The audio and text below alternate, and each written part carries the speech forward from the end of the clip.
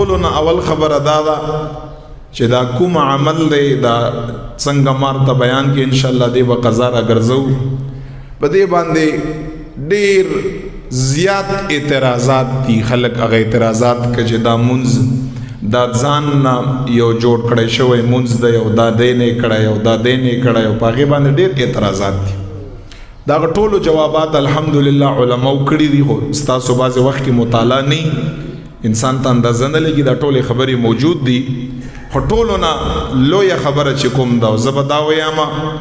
چې دا دوی طرف نه خیانت دی. بالکل په هر ځای کې بیانوي، په سوشل میډیا باندې مو د پوسټ په شکل کې مو د ویډیو په شکل کې مو که چېرته څوک حجره به ټک کې ناست دي هغه په غوږ کې هم دا خبره ور اچوي. دا بالکل خیانت دی، دا پروپیګنډه ده. او هغه خبره دا کا چې کوم مین اعتراض دی هغه دا کا چې دغه اهل سنت و جماعه چې کوم د خانقاهو او د تصوف علماو خلق دي دوی په رمضان کریم کې په اخیرنۍ عشره کې چې کومه اخیرنۍ جمعه راځي چې هغې ته جمعة الوداع ویل کېږي وي چې په هغې باندې دوی یو مونځ کا چې هغې ته ویل کېږي قضای عمرې او دی خلکو ته یې دا اوس ګوره سراسر پروپیګنډه ده. وی چې تاسو ته پته ده وی چې دوی عقیده دا ده چې دا ټول عمر منځونه مکړه، ټول عمر منځونه مکوه ګرځه او بس دا علما یې چې په دغه اخیرنۍ جمعه باندې ده چې دا منځ وکړه نو بس دا ټول عمر د منځو دپاره دا منځ کافي وي. زه یو دلته یو خبره ارته کوم، دوی دا خبره ولې که دا پروپیګنډه ولې که دوی سره د بوتلان دلیل نشته. دوی سره که دلیل وای که نه او په قرآن او حدیث بنیاد باندې دا مونځ رد کولی شوی که نه دا پروپیګنډه به بیا نه کړی. هغوی ته پته ده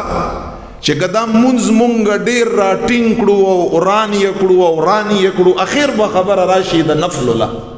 چې دا نفل دی. اخیرنۍ خبره ځکه دې نه خو یې نشي ایستی او نفل په کال کې یو ځل د ټولو فقهاو په نیز باندې په جماعت باندې بالکل جایز دی. ثواب خو بیا هم دی، دلیل خو دوی سره دا شی په حاشا وکالله حاشا وکالله چې مونږ به چېرته دا خبره کړي یا بې کړو یا به چېرته اهل سنت و جماع علماو دا خبره لیکلي چې ټول عمر منځونه مکړه او بس په اخیرنۍ جمعه باندې چې کوم دی نو راشه قضای عمرې وکړه. نو څوک یې چې مونږ یادوي وي چې دوی یې چې د اویاو کالو د منځونو قضا پې راګرځي د اویاو کالو بس دا اویا کاله ټول عمر شو نو ځکه چې مونږ ستاسو خو هم دغه زیات نه زیات اویا کاله عمرې او څوک یې چې دوی یې چې بس ټول عمر منځونه مکړه په اخر کې دا قضای عمرې وکړه نو د ټول عمر منځونو قضا به د پر وګرځي. او یو انسان بد ظن او بدګمان کا او دا دی خیانت نه دوی دغه کار اخلي. زه دا خبره تاسو ته او په دغه میډیا باندې علی الاعلان دا خبر ارته کوم چې کوم یو انسان د رمضان کریم په اخیرنۍ عشره کې د جمعې په ورځ باندې دا کوم عمل چې د قضای عمرې دی که چېرته انسان یې په دې نیت باندې وکړه چې زه به ټول عمر منځونه نه کوم یا ما ټول عمر منځونه قضا کړي دي او دغه قضای عمرې عمل زما د ټول عمر د منځو د قضا دپاره کافي ده او دا به هغې دپاره کافي وګرځي او بس منځونه مه کوه. څوک چې دا خبره کا دا باطل خبره ده، منګړت خبره ده، د قرآن د احادیث د اجماع د امت بالکل خلاف خبره ده. دا خو زار ته وایم دا خبره چا کړې ده